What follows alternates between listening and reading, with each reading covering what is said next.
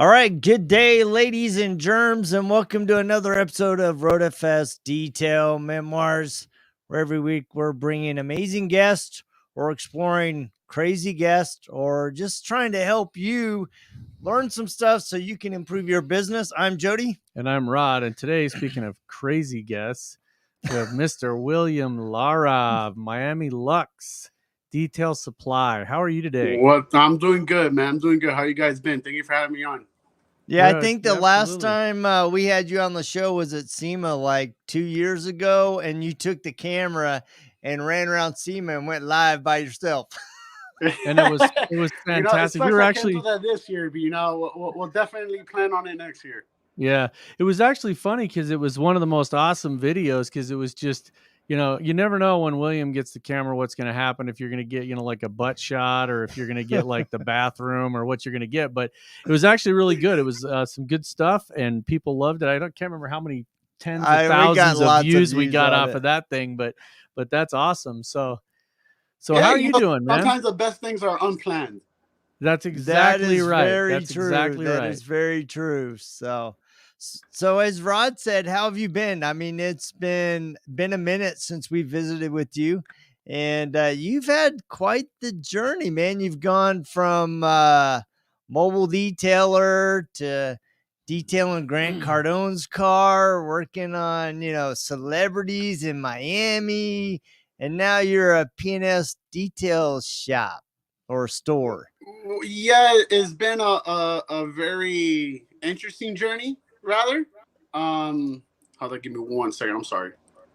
Yeah, it's been all right, so it's been an interesting journey because it's like where I'm at today, I never imagined that I'll be there. Yeah. Right? It's just a matter of, finding the right opportunities and taking advantage of them. Personally, for me, the past 2 years have been, like COVID screwed everything up, right? For many people. But honestly, for me, it's been a blessing in disguise. It gave me the time to really kind of like not find myself, but rather, see where I'm really going, solidify the plan and everything moving forward. It gave me time to really like refocus and be tunnel vision. And it's been great, man. Well, that's one of the things I was going to say is, leading up to this, there's a lot of times we talk to people and sometimes we know them really well and sometimes we don't know them very well at all. I mean, we've known you for several years. The first time we met you was at a Mobile Tech Expo and you were kind of bouncing off the wall with a cigar in your hand and, getting all excited because you got to meet Renny Doyle. And it was, I was just like, this guy is like full of energy and I'm in. So, but there's been so many changes this year alone. I mean, the last, let's say the 2 years, right? 2020, 2021. And I've seen people, Nathan Warren went through some major changes and, you've got Billy Bogus that's doing some major changes and P&S, Bob and Dave Phillips released new products. And, we got to test some of those out behind the scenes before anybody got to see them. And it was fantastic. And Kyle Clark and Sydney, you got Daryl Lyons has gone through a bunch of changes. And then all of a sudden you pop up and I start seeing this Miami Luxe Detailing Supply. And you've always been a mobile guy. So what was the big kind of revelation that you went from being just a mobile guy, which you were doing great. I mean, I don't want anybody to get the wrong impression. You're killing it in Miami. But you went from being a mobile guy and now it's detailing supply. So what went on that you did that? Honestly, I trained with Renny, going back to like where the journey really began. I went to my first Mobile Tech 2017. I went by myself, didn't know nobody. I didn't know who Justin Labato was or any of the Mafia guys. I'm like, you know what? It doesn't hurt but to learn. It won't hurt to learn more, right? So that's why I really went to Mobile Tech. It wasn't, there was no intention of me trying to meet with Renny or anything. Things just played its role on its own.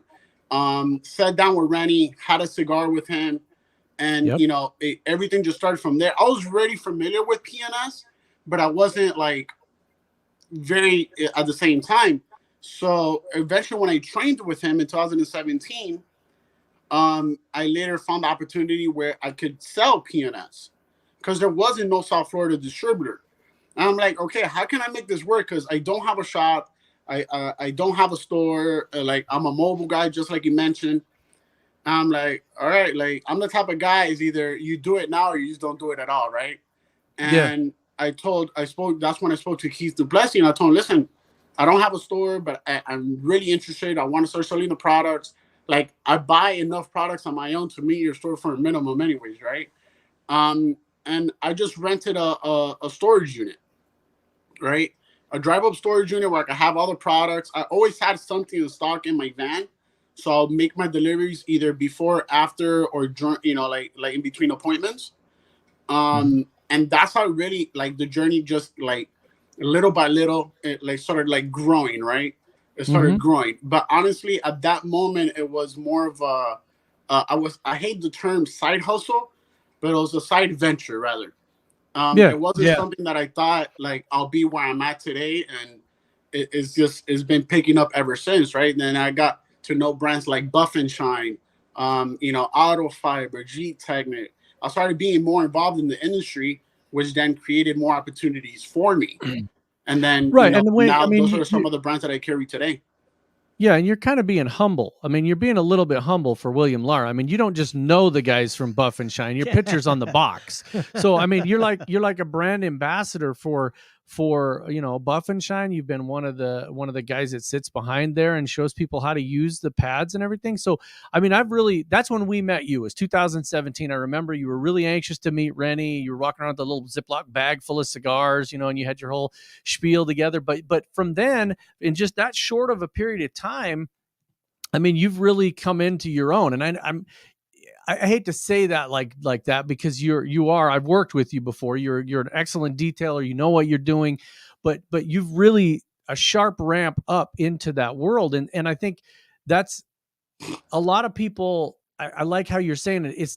It wasn't the plan. It's just how it happened. You just took the opportunities as they came. And I think a lot of people, don't take those opportunities as they arrive. They kind of overlook them. They would say, most guys in your position would be like, well, I'm a mobile guy. I don't have a shop. I can't open up a storefront. Even though I buy a lot of product, I can't open a storefront. Whereas you actually took the opportunity to say, hey, I already buy enough products. I can be a storefront.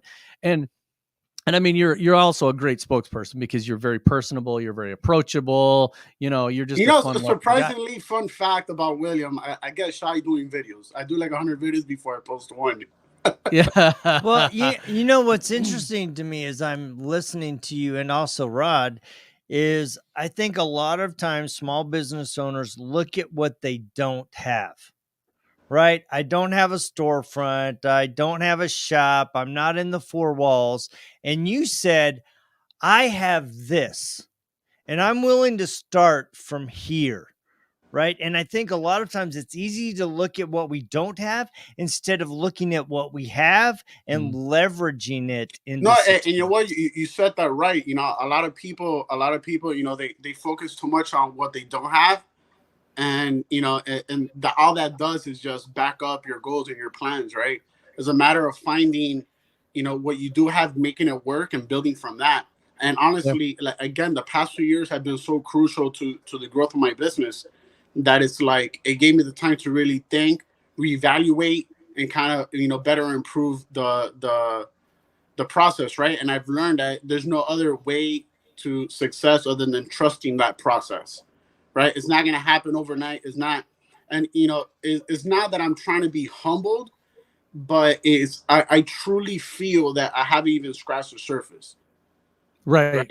And like it's like every day I found this journey as a challenge. And you said like, yeah, I work with Buff and Shine, so I do a lot of their social media and marketing and stuff like that. And little by little, I found the opportunity where it's like, where do I want to see my life in 5 years, right? And speaking of 5 years, I've been in business 5 years full time, because I remember quitting my job September 21st of 2016. And it's like, what are my goals? Like, I'm not trying to be mobile, 100% of the time. Other than I hate the sun, you know what I mean? I'm not trying to like bust my ass like that, but it's like, am I working harder or am I working smarter? Yeah. Right. So it's like, 20, like, let's say I do a lot of social media marketing, like I told you guys, and that along with the product business was 25% of my income. Right now, I'm turning it the other way around. I still detail, I still do my ceramic coatings, and I still do that, but I'm really focusing on the product supplier, because it's Right, like I'm right. always trying to challenge myself, and I found the opportunity is like, how can I challenge myself and still help and give back while still having a profitable business? And Yeah. I'm here today. Well, and I think that is, when you say look at a 5-year plan, I think a lot of times, and Jody and I kind of preach this all the time, it's not a sprint, right? Being an Mhm. entrepreneur, being a business owner is not a sprint. You can't look at it and go, in the last 3 months, I haven't tripled my income. I'm out. And I hear so many people do that they basically throw their arms up and they're like, I got to be done. I had a bad quarter. I'm out. And and you go, no, man, this is the long game. This is the long game. You are in this for the long haul. So you've got to be able to look at it in, 3, 7, 5, 12 years down the road. What do I want this business to be? Jody and I talk about it all the time. How do we want all this? the time. How do we want this to be in 5 years, in 10 years, in 12 years? And so, and that's an interesting thing you mentioned there, because as you've been in this 5 years, you have changed and molded and worked with it, but it's not like you haven't gone, oh, I hate this part, I'm out. Right? It's like you just kind of took the hold on, natural let me ebbs and just like, flows. there's days that I feel like quitting all the time. Sure. Like that happens often, right? It's like, holy crap, give me a break, right? Yeah. So that whole, it's like all glitz and glamour. That's all BS. Like, you know what I mean? You're gonna have days where you're gonna feel like dropping everything, but then you gotta remind yourself of why you started in the first place. Yep. And I think that's the whole key is, Jody and I joke about this all the time. Jody and I'll have something and we'll have something happen that's not necessarily great. We'll have some challenge coming to, and I'll say to Jody, well, at least this is better than having a real job. And I'd say it jokingly, but it's seriously, it's like, I've been in big corporate jobs where, you were one of 25,000 people, and my worst days at Zenware are still better than, pulling up in front of a big corporate office and talking yourself into going into work 5 days in a row. It just, so yeah, and again, it goes back to like what you said earlier about finding the opportunities and taking advantage of it, and just keep on pushing forward, Well, one of the things that I thought about as we were, looking forward to visiting with you, is I remember a conversation that you and I had when I first met you, and you were so excited that you'd made $60,000 that year. You're like, I'm going to hit 60,000. I'm so excited. I can't wait to see what happens next. Right. And I think one of the things that I've thought about is celebrating those milestones, right? You were so excited to hit that one. And every year you've had new milestones that you've been building towards and fighting and clawing and achieving. And I think a lot of times small business owners don't take time to celebrate that success. And then go ahead. Is a work in progress. Like, I worked my business for a year and a half before I quit. You know what I mean? Before I quit my job. So it's not like it happened, my first year. The second year, yeah, I made that, and then it's just I've been escalating ever since. But I put in. I like to think I put in the work. Yeah. Well, and then I think that's the key is, and Jody really does preach that a lot, is to celebrate the wins. We had a conversation one time years ago, and we were talking about where we were at with our product.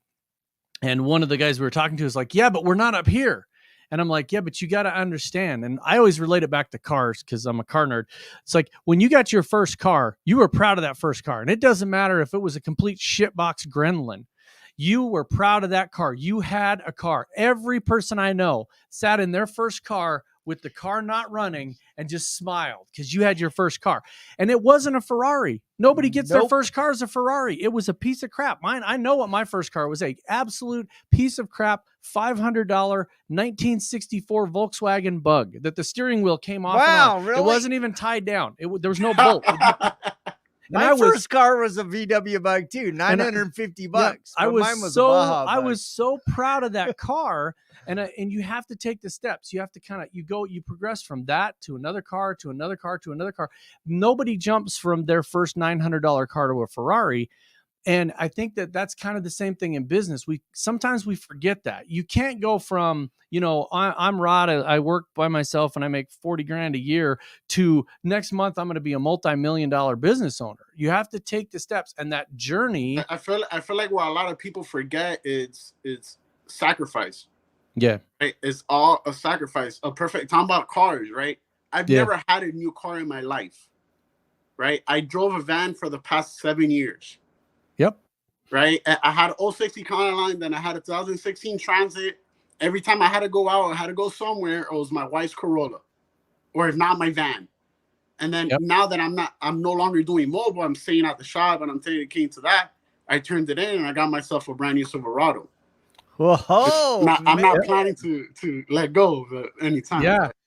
No, and that's another key milestone. Cool. I think you have to celebrate the milestones as they come, because everything is like that. Buying homes, your first house isn't necessarily the nicest home in the world, and then you get into a different one, and I see people, really proud of the homes that they've purchased over the last several years, and they should be proud of them, no matter how big it is, no matter how it's a milestone. And so to me, there's other milestones too, like your business now. You're taking on more of the detailing, supplying stuff, and your new products are coming in, and you're doing that, and that's awesome. And every time somebody gets a milestone like that, I think that it's really easy to bash somebody else, right? It's really easy to look at somebody else that's down here, that's got their first piece of crap Volkswagen, and be like, man, that thing's a piece of junk. But you got to remember back when that was your baby, when that was your first car, and I think that the same is true with business. We got to celebrate those milestones. Jody, we're going through a ton of changes this year as well.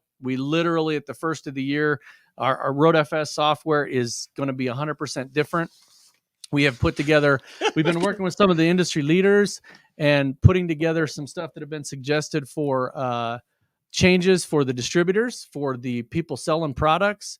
Our company on the other side is changing. We provided a bunch of new huge benefits for the employees this year. We've hit some key milestones. So I see that going on all over. And I think it's back to what you said at the very beginning. COVID sucked. And in 2020, it still sucks. In 2020, when it hit, man, I mean, everybody just kind of, it just took the breath out of everybody. And everybody was like, oh shit, what's happening? But now all of a sudden we are coming back, and people are learning how to deal with it. They're learning how to adapt to this environment and to make the best of it. So yeah, and you know what? It's about, sorry, I'm getting up, but how to move. It's all about finding the opportunity, right? And it's like, taking advantage of it, going forward. And I can't stress it enough. But at the same time, it's more of like just trusting the process, bro. Like, you can't expect for everything to be, all perfect. Everything's a process. You always got to improve and got to do things, but it really all depends. Well, thank you for the tour of your store right there. Tour. I mean, yeah, we just got a quick tour. Annoying me at the door, trying to get in, but that's fine, man. You got to. No, that's cool. I mean, I've seen yours, and then I see like Justin Lobato's. That's a huge transition as well. We've been to his place a lot, and he went through some major changes. Now he's got his whole auto spa, and watching his journey, watching your journey, even watching Renny's journey. I've known Renny for a really long time. And I don't know if a lot of people know that or not, but I've known Renny for a long, long time. You know Renny for before the whole everything started, right? Yeah, absolutely. I mean, we're going on probably 18 or 20 years. So knowing him and watching his journey, and again, that's a 20-year journey, right? That's not 2 years. That's not like overnight. But watching the maturity and the pieces of that have come together, and the opportunities and the sacrifice that he had to put in, and that you're putting in, and everybody that's making these changes that they have to put in to do that. You said it perfect, but it's all about the sacrifice, and I don't think people, realize that enough. They want to start a business and be successful the next day. And let me tell you something, it's not going to happen. No, right? it's not. There's one out of a million chance that you create one idea and just blows up in your face and you make millions, but and 99.999% of the time it won't happen.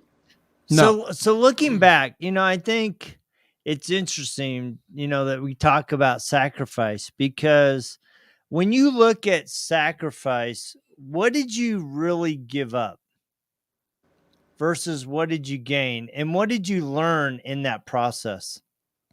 Well, like you said earlier, I was so excited to make $60,000 a year because, like, when I quit my job, I was making closer to 75.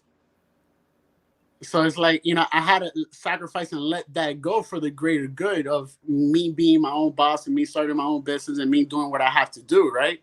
And it was a matter of again, like, I learn every day. Like, you're not gonna, like, know everything almost immediately. And let me tell you something, it's been great, but again, it's been very challenging. Yeah. Right. Yeah. But you gotta trust that process. Yep. And that's what, I'm going to just put a little plug in here that Jody and I have been doing a business 101 series with Prentice. And there's been a lot of people that have, they ask questions about business, and, there's resources out there. We're not the only one. But go out and subscribe to this YouTube channel for RoadFS Detail Memoirs. We're going on 200 videos of business owners like William that can explain to you or talk to you or connect with you. And, somebody mentioned in here, you're a great mentor. You are.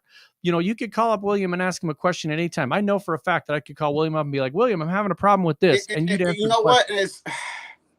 Again, it's not me trying to be humble. It's just like, I am who I am, right? I got into this business not just and when I mean this business as a supplier, I got into this business not just to make money, but to help others. I found myself that there wasn't really a supplier in South Florida that had actual detailing experience, right? Because you either have detailers that sell products or you have suppliers that sell products. You almost never find detailers that are suppliers, like Justin or myself or somebody like Mark and so forth. So I found the opportunity to really be able to help others, like, through the process. Yeah. And I think that's a key, is finding people that you can mentor with and you can ask questions. I think a lot of people are scared to do that. I mean, even if obviously if somebody's 2 doors down from you, there's going to be a little bit of animosity there. Listen, I don't like I noticed, you said earlier, and I'm sorry to interrupt, but you said earlier about, like, my business going up, right? Like, every year I've been, like, improving. But when I really noticed how my business was booming or, like, heading in the right direction even faster is when I didn't care about what was going on around me. It's like, you go to the bread aisle, you have 20, 30 different bread brands. They all still sell, right? I have a detail garage 5 minutes from me. I think that's amazing business. Yeah, and that's what I was going to say. That's exactly where I was going with that. Is the thing is, when you stop worrying about, so, in the past, Jody and I, and this is Jody and I's 12th year doing RoadFS. We've been in business 12 years. And so every single year there's a new software company that comes in, and every single year there's a software company that goes out, and we watch it happen year over year over year. And it used to just drive me crazy. I mean, we get a new software company come in and they'd start spouting crap about us or somebody else, and it just fired me up. And now I'm like, it's just an opportunity. Now it's just I tell people all the time, somebody could open up right next to me and I'll probably make even more money. Yeah, that's the thing. If you notice, you go to the food court of any mall, there's at least 3 to 4 Chinese spots, right? Other than the fact that they all sell the same or more, like 3 out of the 4 are the same owners. You create your own competition. It's good for business. Yeah. I love that. Key. Create your own competition by looking at yourself. Yeah, and that's our biggest challenge that we've learned over the 12 years is we are our own biggest challenge. I look at it and I go, if there's another company out there and they produce a new feature, I'm like, great, that's an opportunity. That's the direction we need to go. If everybody's excited about that feature, we know what direction we need to go. We need to do that. And it's like I see myself always, like, for me, I guess is a defect, or you said, celebrating those wins. It's hard for me to do that, right? Because I feel like I could always improve no matter what I'm doing or what the situation is. I could always feel like I could have done better, right? Like I might look back at this interview and be like, oh, maybe I could have said this or said that. That's just me. I am my biggest critic. Now the Right. thing is, you have to don't worry about what anybody else is doing, right? Pay attention. Yes, you want to stay up to date, but I could care less of what anybody else is doing in my space. Right. Like And I I'm think gonna that's do the what I key. feel is right to for my business, my family, and the plans for the future of this business. But at the end of the day, like I think Chemical Guys is 5 minutes away from me is great business. I'll probably lose money if they move. Yeah, well, and I Yeah. think that's the key to that is looking at it as opportunity of what I do. You couldn't have done any better in this interview. The next one, you might look at the things you did and be like, "Oh, I shouldn't have stuttered or I should have said this or whatever." But you're absolutely everybody at any point in time, you're making the absolute best decision you can at that point in time. That's how your brain is hardwired, is to make the best decision possible. Nobody goes, "Man, I want to make a really shitty decision right now. I think I'm going to crash into that tree," right? I mean, that's like psychosis. You make the very best decision you can. I've wrecked cars. I slid a car a couple of years ago in the snow. I slid my 3/4 ton truck through an intersection and I took out the whole passenger side. It was the Oh wow. best decision I could have possibly made because the other decision was to turn the opposite direction and run over a brand new Audi because he was sliding through the sign as well. And I had to make a split-second decision. And everybody said that. They're like, "Man, couldn't you have turned another direction?" And I said, "Yes, but it was a worse decision. Taking out the side of my truck was the smartest thing I could have done because I was going to run over a guy." And so you cannot make a better decision other than the one you just made. The next time, make a different decision. And that's, when you have kids, and I've got, Jody and I have 147 kids between the two of us, but most of them are his. Most of them are his. He's got 146 and I got like 3. So with your kids, you tell them the same thing. You're like, "Look, you can't change the decision you made, but the next time you can make a better decision." And I think that is a good attitude to have is, Yeah, but you made that decision. A lot of people think about something and never do anything about it. Yeah. yeah. They get paralyzed by overthinking. Yeah. Listen, I'm guilty of that. I thought of starting the business since I was like 14 years old, right? I didn't ever get to this point, but it's like until one day I just got mad. I'm like, you know what? I need to start doing something to generate more money. I had a boss that I wasn't too fond about, and I was probably going to say something that was probably going to get me fired. So, it's a matter of starting. Like, just start, right? It's not going to hurt. Just start. If you keep on talking about it, you're not doing anything. Yeah. No, and I think that's a perfect way to do it, is to look at things as an opportunity.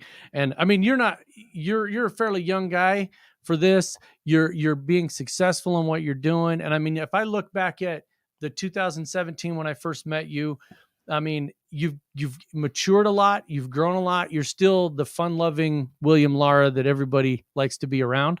But you've also matured into more of a businessman, right? I mean, that just happens. And it's either you've got it or you don't. And I think that's the difference, is a lot of people don't have that mentality to take advantage of those situations and look at it as an opportunity. Oh, here's the cards I've been dealt today. I'm going to deal with them. I think a lot of times too, going back to what you said about being our own worst critic, right? We look at ourselves and we're like, "Man, I should have done this. I wish I would have done this."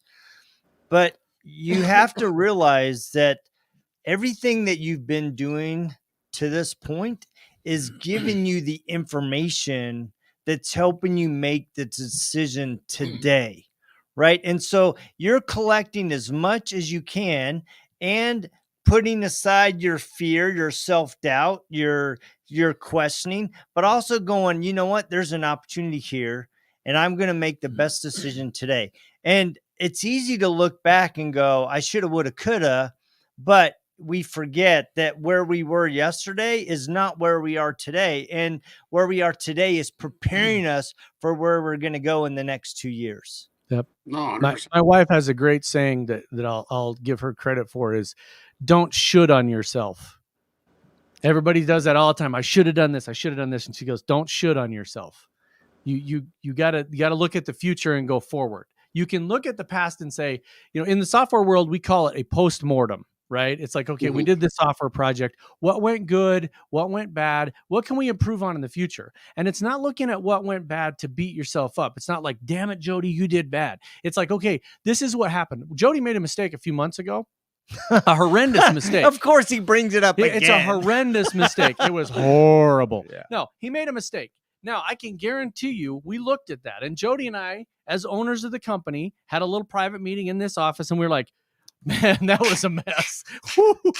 That was bad. But we learned from it, and now the next time we know what to do. And that's the thing, is using those opportunities to learn from instead of beat yourself up. So, and I think that as a business owner, you know, that is one of the things that an entrepreneur, people always say that, why do you call yourself an entrepreneur? Because I'm taking new ideas and I'm doing new things with them. I'm not reading a manual. You know, there's no book you're reading called, you know, this is William Lara's instructions on how to be successful. You're just taking the opportunity. No, it's like, you know, you don't want to reinvent the wheel. You just want to, you know, improve it, rather. Yeah, exactly. There's always a better, like, again, like, I feel like there's always a better way to do things, right? Like, I have my goals, I have my plans. There's always new things that come up. There's always, you know, there's always something that I want to improve in, right? What it is always, it always changes day to day. Yeah, it is. So what do you have coming up in 2022? Is there something you're planning big? You don't have to explain everything you want to do, but do you have big plans in 2022? Honestly, yes and no. Like, you know, I have some new brands that I want to bring on board.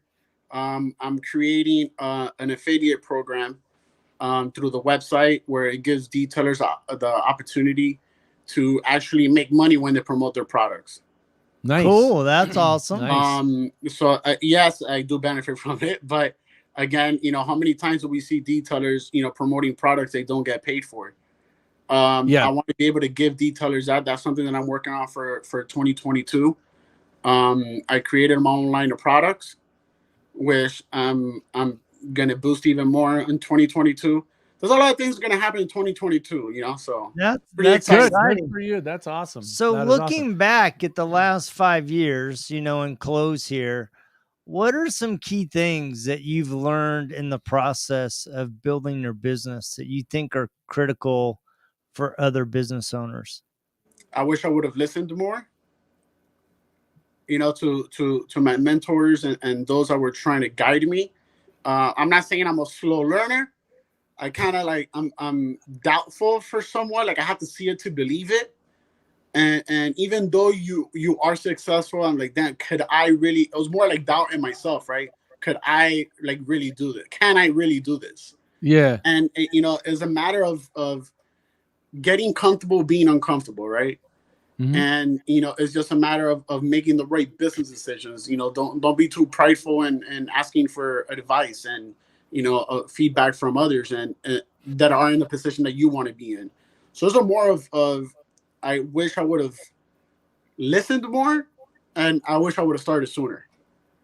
Yeah, that's cool. That's awesome. Good advice. So again, I'm gonna say to people, you know, there's a lot of people that ask us all the time, you know, where can I go for resources to learn about business? Watch podcasts like this. Listen to people like William that have done stuff. Call them on the phone. Talk to them about what you're trying to do. And don't, like you said, you're not trying to reinvent the wheel. You're just improving it. And there are people out there, Renny Doyle and Jason Rose and Mike Phillips and Justin and William Lara, that you can talk to, and they'll explain to you what they've done to get where they are. And you're not going to do exactly what William did. Nobody's going to be William Lara. There's only one, like I said in my Thank post. God. William. Oh, come on, man. Wait, no, I'm saying that in celebration. So I'm saying that. I love it. So there's only going to be one of you, but you can do it your way and take something from this person and this person, create your own. No, and you know what? You said that perfectly, because it's like, you know, like I mentioned earlier, you either have detailers that sell products or suppliers that sell products. It's very hard to find a detailer that is a supplier and vice versa, right? I'm trying to do that, but put my own twist into it. That's why, you know, it's like, I feel like it's about giving others the opportunity also to be successful. That's why I'm creating the affiliate program where detailers can be successful and still make money.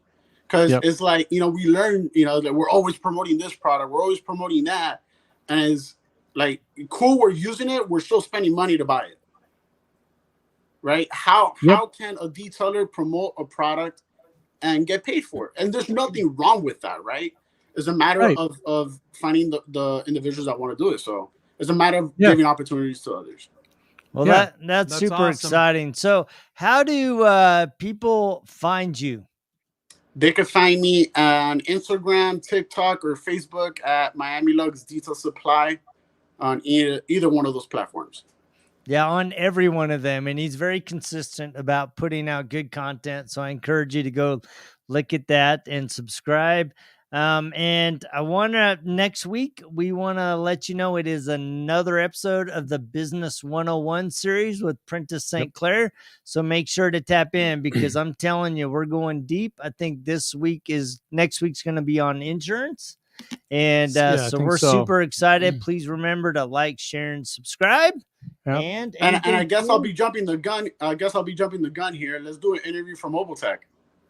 Yep, Mobile Tech. We are doing a Mobile Tech in February, January, whatever, last week. Yes. All right. So tune in for that one too. That's right. We'll do it. And Jody and I again are speakers. We've been asked to do another thing. We're doing a really popular program called, it's either 3 things you can do right now to change your business, or 3 things you need to do right now to stop hurting your business.